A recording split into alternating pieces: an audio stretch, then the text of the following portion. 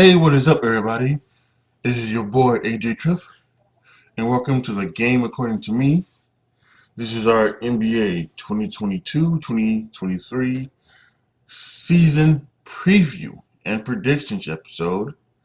We're gonna go through each of the awards that will be given out at the end of the year.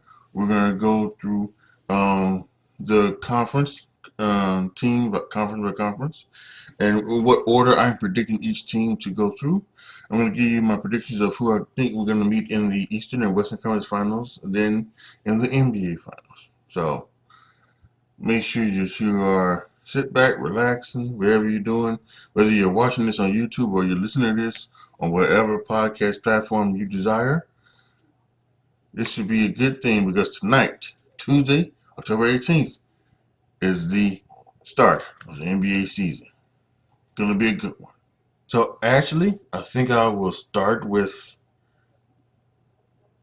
giving you the order in which I think the teams will finish.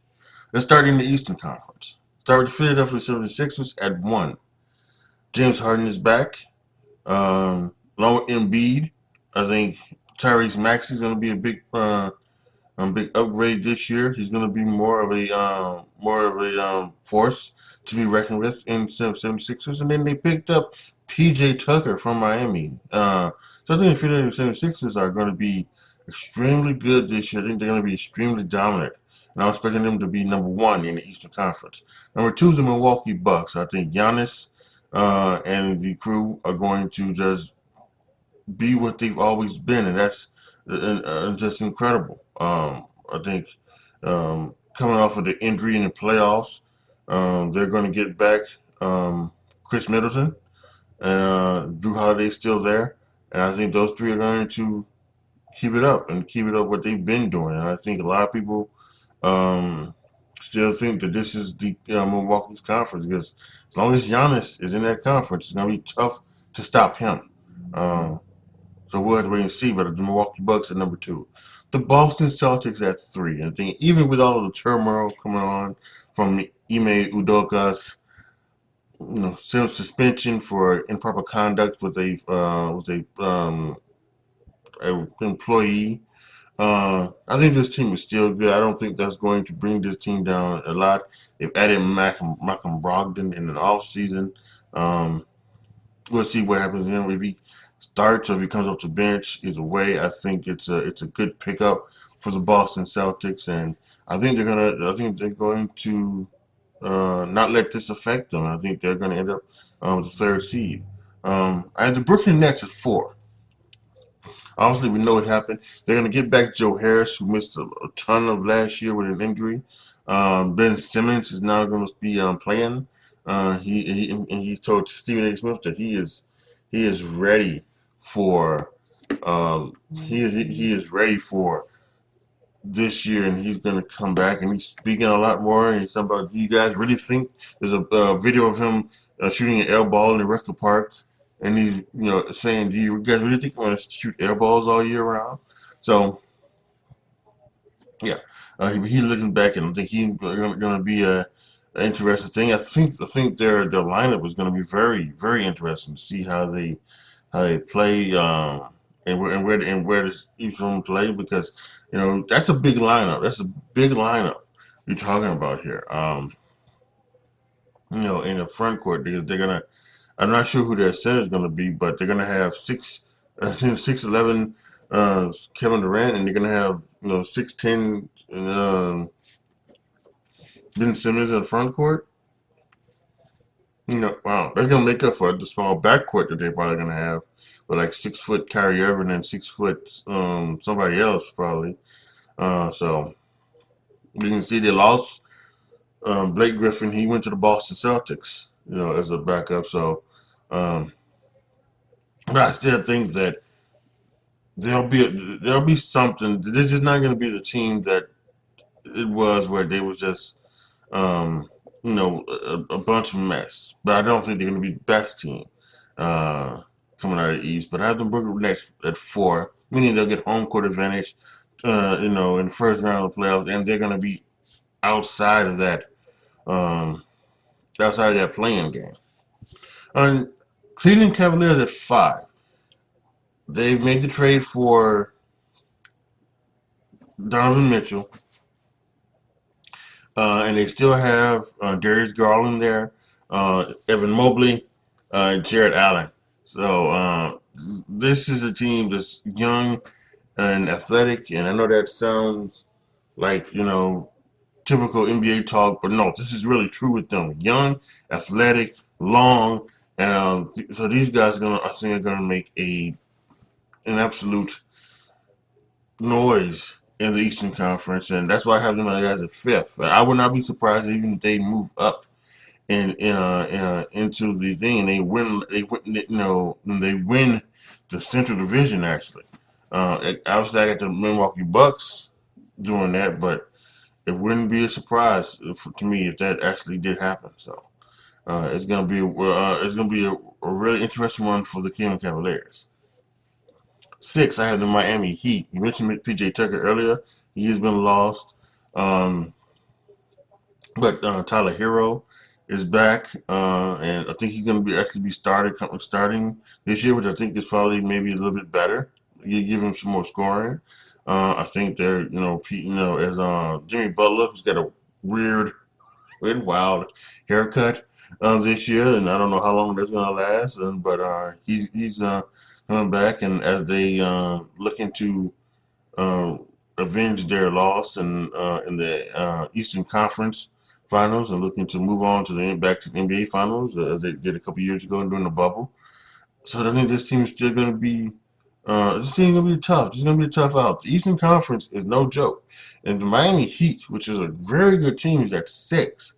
I have them at 6. You know that is going to be this. It's going to be fantastic to see what they do and see if they can actually move up in the rankings. But right now, I have them at 6. The Detroit Pistons I have at 7. Now we're getting into the play-in teams, right? 7 plays 10, 8 plays 9. And I have the Detroit Pistons at 7. I think this is a surprise team. I think Cade Cunningham is going to step into his own. They got the rookie Jaden Ivey that they drafted this year. And I just think this is a team that is going to surprise and is going to, be a thorn in the side of everyone in the Eastern Conference. Everyone. And I think they're going to still and win some games. And I think their youth is going to he's going to keep them from winning some games. But I think they're going to win enough games that they'll make it into the playoffs and make it into the play-in game. So that's going to be something to watch. Number 8, I have as the Atlanta Hawks. They've got Dejounte Murray, who they got from San Antonio. Trae Young is still Trae Young, and I think Trae Young, kind of had a down year last year, but I think he should have a better one this year. Get back on track, get someone running with him, and I also think that he gets someone to handle the ball handling. Now I know that Trae Young, he's a good scorer and assist guy, but maybe handling the ball to his mouth, he can do some running off screens and spot up for threes and things like that. I think it might help him get become more of an effective player, having Dejounte Murray there to handle the balls. They still have Clint Capella in the middle. Believe they have still have John Collins there. They did not trade him. Let me quickly make a quick check and see. So yeah, I think they still got John Collins there, and they still have some other girls there. They lost Kevin Holter in the offseason, unfortunately. But I think if DeAndre Hunter can become as good of a player as everybody thought he could be a couple of years ago when the Hawks made it to the East Conference Finals in 2021, I think that they'll be A-OK, and they'll be in the play-in game and maybe even can make the playoffs. 9 is my Chicago Bulls. I think they take a drop this year. Lonzo Ball missing at least he's going to miss some time because he's going to be out the first 4 to 6 weeks of the season, and it's not like he's going to come back after that. then they're going to reevaluate him and see what it is. So he could miss more time. He can maybe miss more of the season. Now they picked up Goran Dragic in the offseason to help out in the backcourt. There's also going to be the rookie from last year, Ayo Dosunmu. He's probably going to get more time. And they still have Kobe White there, one of their first round picks from years ago. But I think he's going to be more of a shooting guard coming off the bench. I would expect Alex Caruso maybe to start as well, either him or Goran Dragic at that point guard position. Zach LaVine is back, signing a multi-year contract. We got DeMar DeRozan. Can he have the year that he had last year? It's going to be tough to think about that as he's more of an older player. That we'll see about that. Everybody thinks that this is about Pat Williams, and can Pat Williams, become can he start to elevate and try to hit his ceiling? A lot of people say that maybe he has a a Kawhi Leonard type of a game, and can he become that type of player?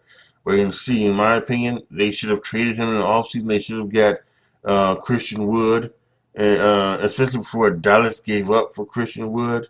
They should have went up to Christian Wood, got a real power forward who can shoot from the outside, who can maybe guard some of the taller guys, because Patrick Williams is 6'7", is not going to guard Ben Simmons, is not going to guard Kevin Durant, is not going to guard Giannis. He's not going to guard those guys. He's not going to slow them down. Christian Wood, who's 6'10", could at least slow him. He may not be able to guard him, but he can at least maybe slow him down. So I thought that was a bad one. They still maybe could do something because Indiana still has a couple of their guys there and could do Miles Turner. And if they don't go out to the Lakers, maybe you could trade Patrick Williams and get Miles Turner. But and they sent Andre Drummond to help as a backup center, help with the interior defense. Rudy Gobert maybe could have been another one they could have got, but it was too much for Minnesota. So too many picks that Minnesota gave up for him. So, but I think the Chicago Bulls are going to drop this year. I think they're going to drop to 9, and they're going to be in that playoff game. And we'll have to see what happens there. See if they can get past the playoff game. So it's not a series; it's just a one-game shot. And they're in the bracket where that I think they get they would have to face Snow, right? Because I think it's right. I hate this fucking playing. They got to stop this because you don't even know what it is. So 7 faces 10, 8 faces 9. So I think what happens is if Detroit beats the Pistons, right? Then they're in. So and then 8 will face 9, and if 8 can beat 9, then 8 faces off against 10 or something like that, or whatever. It's so stupid. It really is. I don't know why they have this playing thing. It's just, and then I got more to say about the goddamn tournaments that they're trying to do. Why are they trying to fuck up my basketball? Why are they trying to fuck up my NBA? Anyway, the Chicago Bulls are going to be in the playoff game in the 9th seed, according to me. 10, the Charlotte Hornets. Now they're going to start the season off with LaMelo Ball. He's going to be not available for them, but I think when he comes back, this should be a team that should be on its way up finally. Now this I think this should be the start of their way to maybe more than what you like to see. Gordon Hayward comes back, and he's gonna have some stuff. Cody Martin, he'll have to be one of the major players to help Charlotte this season. They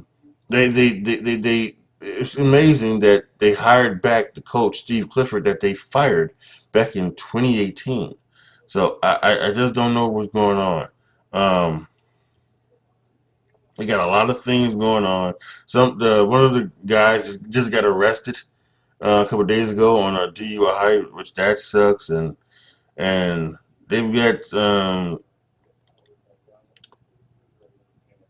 Miles Bridges, he facing felony domestic violence charges. So it is just it's amazing. They signed Montrezl Harrell. He's in there, but so there's a lot of things that are going on. A lot of turmovers within this team, just like the Boston Celtics, maybe a little bit more worse as it comes to like the stuff with the domestic violence charges, things like that. So, but I think their talent should overcome that, and I think they should make it into the 10th spot um, as the playoff team for the Eastern Conference. For the 11th, I have the Toronto Raptors, and I think this is a tough one. I think I was trying to think who should be 10. Should it be the Hornets or the Raptors? I just picked the I just picked the Hornets because I think LaMelo Ball is a superstar in the making, and I thought that he would be more of the his play could elevate the Hornets and make him into that 10th spot. But listen, the Raptors still have a lot of their guys. They still have Scotty Barnes. They still have Fred Van Vliet. They still have those guys there. So this should be, I think, the Toronto Raptors could also maybe even step up and make it, and don't even be in the play-in. They could be in the actual playoffs, like in as high as a 6 seed. I think they can get as high as a 6 seed. Now, there's always going to be a lot of um, things that they are going to do. So, but one of the things that I think Toronto has is size. 14 players on their roster. 14 players on their roster, right? 9 of those are 6'7", 6'8", or 6'9". They have a lot of great size, right? But I think one of the things is maybe they don't have that definitive center. Because sometimes they like to play 6'8" Pascal Siakam. They like to play him in center, and that's just. And I hate that. I hate the small ball type of thing. Centers need to be 6'10", 6'11", 7 feet tall, those type of things. Playing somebody 6'8" at center, no matter how good they are, it's just dumb, and that's something that needs to. It's something that I really hate about this type of league basketball. Like I'm all for having guys who are 6'6" and 6'7", 6'8", 6'9", and because that's good. You're long and you're athletic. They go that phrase again. I love that, but I also hate the fact that then comes a time when you go up against Embiid and you have nobody there, and Embiid can just turn around and shoot over you because you got somebody 6'8" guarding him. So I'm not a big fan of that, but I think they're gonna have good things going on with their defense. They're gonna have good things going on with their offense, and I think it probably does come down to Scotty Barnes, who can he improve and become into a star, maybe even a superstar.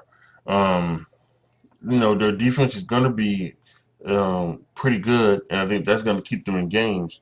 But I just don't know if they're going to have the same success as they did last year.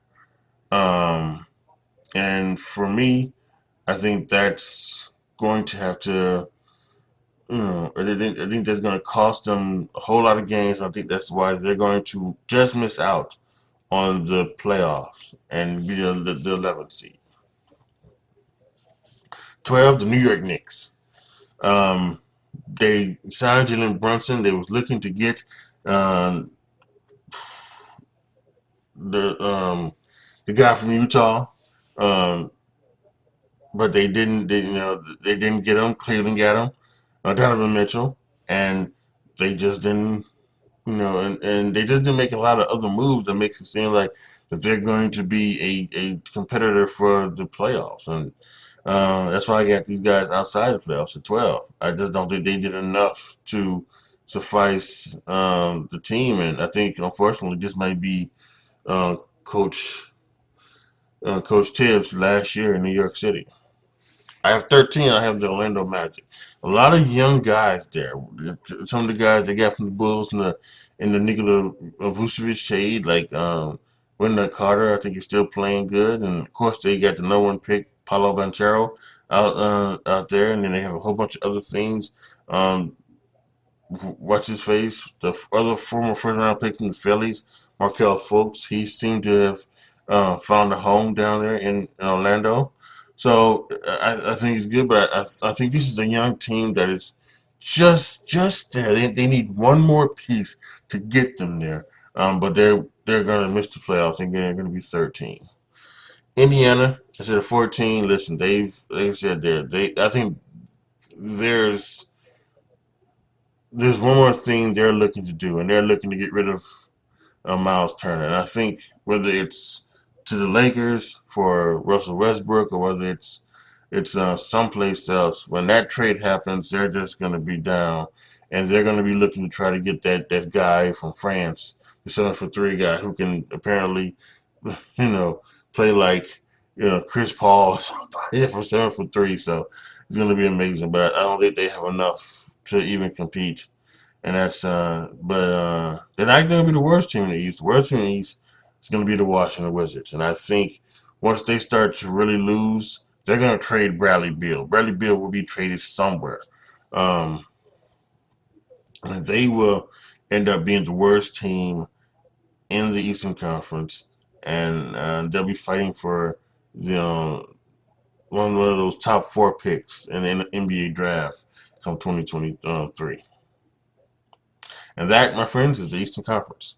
Next, obviously the Western Conference. Okay, so I started later than I wanted to, so let's try to pick up the pace here. So in the Western Conference, I have the LA Clippers. I love the fact that John Wall is there, Kawhi Leonard is coming back. There was a really good team last year without those two. I think now with these two in it, they should be even better. Have them as the number one seed. Number two, the Golden State Warriors. Now people are worried about the whole Draymond Green Jordan Poole situation, where these two bring down this team. I don't think Steve Kerr's going to let it happen. I don't think Steph is going to let it happen. I don't think Clay is going to let that happen. And there might be a possibility where maybe Draymond Green is traded by the trade deadline as well. So we have to wait and see. But I have the Golden State Warriors at 2. 3, I have the Memphis Grizzlies. I think this is a year that maybe John Morant turns into a superstar. He turns into the person that Derrick Rose should have been before his injury. And so I had the Memphis Grizzlies at 3. The New Orleans Pelicans as surprise at 4. I think with Brandon Ingram being a star, C.J. McCollum coming down there playing the point, and I think now with Zion Williamson being healthy, and if he stays healthy, and I think this team is going to surprise a lot of teams, and I have them in the 4th spot. The Dallas Mavericks at 5. I mentioned earlier they made a good trade, a great trade for Christian Wood from the Houston Rockets. I think that's going to him and Luka are going to play pick and roll all day, pick and pop, and they're just going to be a fantastic duo. I have the Dallas Mavericks at 5. 6, I have the Phoenix Suns. The Phoenix Suns be there. I think they're going to drop down very low this year. DeAndre Ayton hadn't talked to Monty Williams for the entire offseason since Game 7. I hope they have talked since then. Um, but yeah, I think I really like them. Um, but don't like them as enough as I do the other teams to put them ahead of them. So I have them Phoenix Suns at 6. The Los Angeles Lakers at 7. Can it help? Can AD stay healthy? Can LeBron stay healthy? Bron's had injuries ever since he's come to LA. What can Russ and the guy that's just ridiculous, Travis Patrick Beverly, can they get along? Will Russ be traded? Would it, things like that? A whole bunch of questions for the LA Lakers, but I have them at the 7th spot. The Minnesota Timberwolves at 8. I have those. I think they're going to be back in the playoffs, and they'll be in the play-in game. And I think they've got Rudy Gobert. They're going to have the Twin Towers. We'll see how they plays off. They play together. Maybe how to see like that. Yeah, they did lose Patrick Beverly. They traded him to the Lakers. So we'll see what goes down. But you know, Anthony Edwards is a blooming superstar, and D'Angelo um, whatever. The point guard, I can't think of his last name right now. I'm sorry, I'm old. This happens to when you're old. You forget names. D'Angelo Russell. I think if he steps up and everything like that, I think this could be. I think really they could probably even jump up into the regular playoffs. But right now I have them as the eighth seed. The ninth seed, the Denver Nuggets. Jamal Murray is back. The two-time reigning MVP. Nikola Djokovic is there. So yeah, Michael Porter Jr. is going to come back. But you never know with him if he's, can he stay healthy and things like that. So, but I have them at 9. I have the San Antonio Spurs at 10. I just think Pop is going to try to get this team into the playing game, and that's because I don't like a lot of the other teams afterwards. I don't like the Portland Trail Blazers. I have them at 11. Even with Damian Lillard there, I think they're just going to be a team that just cannot get it done. And I would not be surprised if Damian Lillard gets traded in this offseason, but it's going to have to be not offseason, but this season, middle of the season. But it's going to be a tough road to hoe for the Portland Trailblazers. The Sacramento Kings at 12. They last year traded for Devontae Sabonis. You know, can he help this young team get better? We have to wait and see. Oklahoma City 30. I have 13. Chet Holmgren is going to be out for the year. That's unfortunate. But I think they're going to have some other things there. And I think that they still going to be in the battle for the top 4 seed without question. So I think that's that. The Houston Rockets I have at 14. A young, growing team. Love Jalen Green. I don't think they're going to be too competitive this year. But they're going to be on the lookout for next year as everything can come together for those Rockets. And then at 15, the Utah Jazz. They've got rid of everybody. They got rid of Mitchell, got rid of Gobert. They traded Bogdanovich to Detroit. The only people they have there is Jordan Clarkson. I think Jordan Clarkson is going to be gone probably pretty soon as well. So Danny Ainge is there, and he's going to do what he did with Boston. So we'll have to wait and see. So I think the Utah Jazz will be the 15th. They'll be the worst team in the league, and they will definitely be in that spot for one of those top 4 picks in the next year's draft. So there you have it, the Western Conference. Now, who's going to play in the Eastern Conference and Western Conference in the finals? Well, I got you there, right there, coming up next. All right, so in the Western Conference Finals, I have Golden State Warriors over the LA Clippers, 4-3. Gonna be a great series. Come down to that Game 7. Best 2 words in sports. Eastern Conference Finals, I got the Sixers going over the Milwaukee Bucks, 4-2. Philadelphia makes it to the NBA Finals for the first time in over 3 decades. The NBA Finals, Golden State over Philadelphia, 4-2. Golden State goes back to back. The Finals MVP once again is Stephen Curry, getting ready to go on God mode for Stephen Curry, excuse me. And so there you have it. The Golden State Warriors will be, in my predictions, the 2022-2023 NBA Finals champions. Now to the awards. Okay, so the awards and predictions for the 2022-2023 NBA season goes like this. The most improved player goes to last year's Rookie of the Year, Scotty Barnes of the Toronto Raptors. I think he's going to make a big jump, but like I said, it's not going to be enough to get the Toronto Raptors into the playoffs. But Scotty Barnes is going to become a superstar, I think. The most valuable player goes to Joel Embiid of the 76ers. He finally gets that MVP that he's been wanting the last 2 years. He finally gets it this year. 6th Man of the Year, I've got 2 picks, because I don't know how they're exactly going to do it in Boston. So my first pick would be Malcolm Brogdon of the Celtics. If they do have him come off the bench, I think he's going to be a big-time player in Boston. Or if he starts, I think it's going to be Jordan Poole of the Warriors. I think he's going to be one of the few guys to average a lot of points. I would not be surprised if he averages 20 points coming off the bench for the Warriors. So just like he did in the playoffs for the most part. Although he did start some, but when he came off the bench, he filled up the bucket, and now he's become just as deadly from 3-pointer as Clay and as Steph has. So if Malcolm Brogdon does not come off the bench, he starts Jordan Poole. But right now, I get Jordan Poole of the Celtics. Defensive Player of the Year, I'm gonna say Rudy Gobert, Minnesota. I think you got to go chalk here, and there's just and even though Marcus Smart won it last year, I think this is gonna go back to Minnesota. Rudy Gobert is gonna be blocking shots left and right in Minnesota. Rookie of the Year, I'm going to go Jaden Ivey of the Pistons. I got the Pistons making it into the playing game.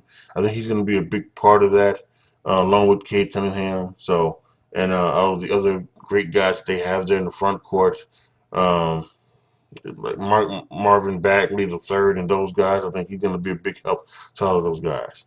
And the Coach of the Year, hey, he's the number one seed in the West. Why not? It's Tyronn Lue of the LA Clippers. All right, guys, so there you have it, my 2022-23 NBA preview and predictions episode. There you have it. So if you're watching on YouTube or if you're listening to this wherever you listen to the podcast, I want to thank you for doing both. And make sure you're here tomorrow for my normal episode of the Game According to Me. It will just be on audio form, not on video form. This audio form is we will recap the weeks this past weekend's games on college and pro. We got a big one to talk about Tennessee and Alabama, and we're gonna also talk about what's happening up in next week's games on college and the NFL season. But yes, if you like this, please on YouTube. Post your comments down below. Tell me what you guys think. Let me know what you guys feel about my predictions. What you guys think? Do you have your own? Post them down in the comment section. Let me know what you are excited about in this 2022-2023 season. And of course, if you are listening to this, wherever you are listening to this podcast, please share and with all your friends on social media and everything like that. Let them know about this podcast. I appreciate it so much if you would do that. All right, guys. Thank you guys again for listening. Well, thank you guys so much for watching. This is your boy, AJTRIP, signing off. As always, be good to each other, y'all. Be careful out there. And I am out.